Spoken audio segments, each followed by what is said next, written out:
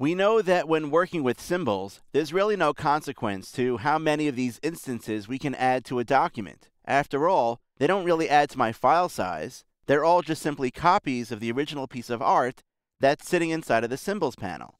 Well, say you wanted to create some kind of a background of a whole bunch of flowers. I have here two symbols that I've already created, this poppy symbol and this daisy symbol.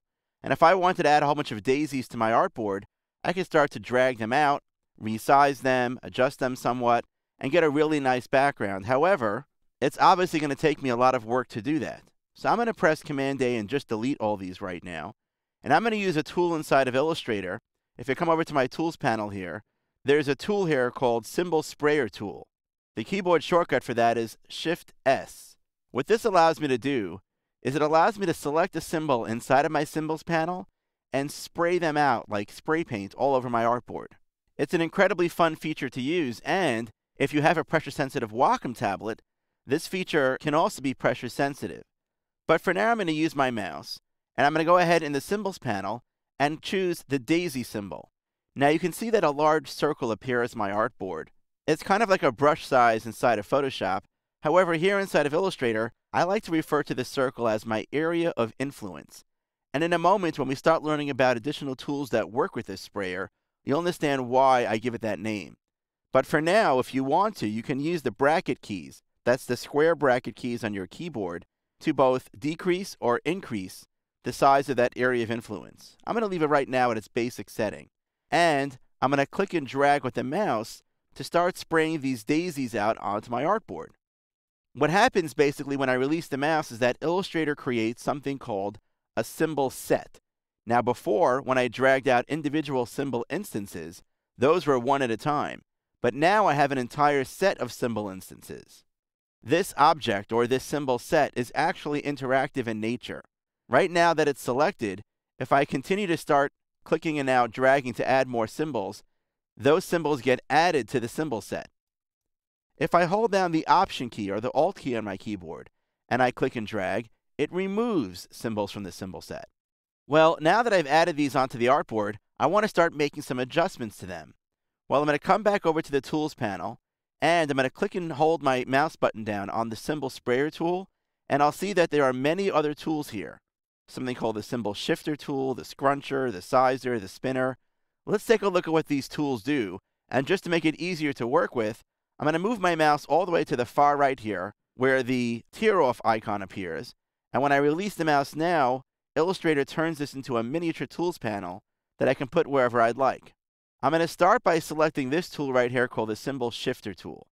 Here I can click and drag and adjust the position or kind of shift around the way the symbols move inside of this symbol set.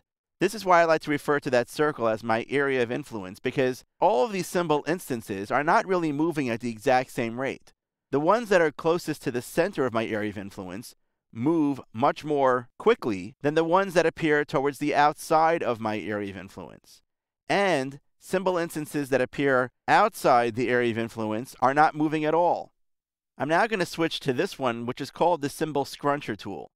Now when I click and drag, I can see that as I move my cursor around, the symbols are attracted to my cursor and they scrunch closer together. If I hold down the Option key and I click and drag, it reverses that effect. It lets me spread out the symbols as I click and drag. The next tool here is called the Symbol Sizer tool, and as I click and drag, it allows me to actually adjust the size of these symbol instances. So I can have some really big ones by clicking and dragging, or I can hold down my Option key and perform the reverse. I can actually shrink the size of these instances as well. So as you can start to see, I'm getting something that appears a lot more organic in nature as I start to work with these tools inside of Illustrator. I'm not really selecting individual symbol instances here and moving them. Rather, I'm treating them as one whole, as a set, and making changes as I move across them. The next tool here is called the Symbol Spinner tool, and that allows me to click and drag and rotate these symbols in different directions. You'll see that the arrows will actually appear, and again, the symbol instances that appear towards the middle of my area of influence are rotating more than the ones that are on the outer edge of my area of influence. Now I get to choose my favorite tool. It's called the Symbol Stainer tool. If I click on this, the first thing that I'm going to do is switch to my swatches panel and choose a color. I'm going to choose yellow. We all know why. It happens to be my favorite color.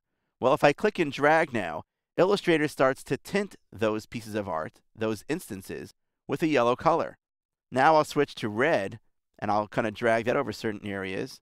And what Illustrator is doing is it's slowly adding that color to the artwork itself.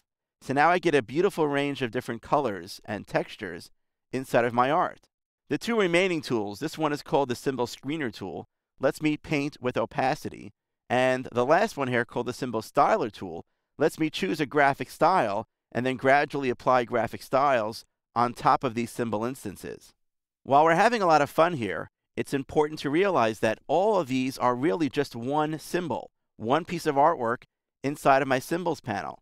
In fact, if I go back to my Symbols panel and I double click on this piece of artwork in order to edit it, any change that I make now is going to appear across all the symbols that I just added to my symbol set. I'm going to press Escape. I go back to my artwork here, and remember that I also have the ability to completely swap out one piece of art for another when I'm using symbols. So say I create this lovely design, but I want to use a completely different flower, but keep the design. Well, I'm going to switch to my regular selection tool, and I'll select the symbol set. Next, I'll come to my Symbols panel, and I'll click on the poppy flower. And from the flyout menu of the Symbols panel, I'm going to choose Replace Symbol, meaning take whatever symbols are currently there and replace them with the new one that I've just selected. Now I can see that the artwork has updated, but my design, the rotation, the scaling, the tinting of the colors, all remains. There's no question that when you're using symbols, you can do some incredibly powerful things. But the great thing about the Symbol Sprayer tool is that you can have fun doing it as well.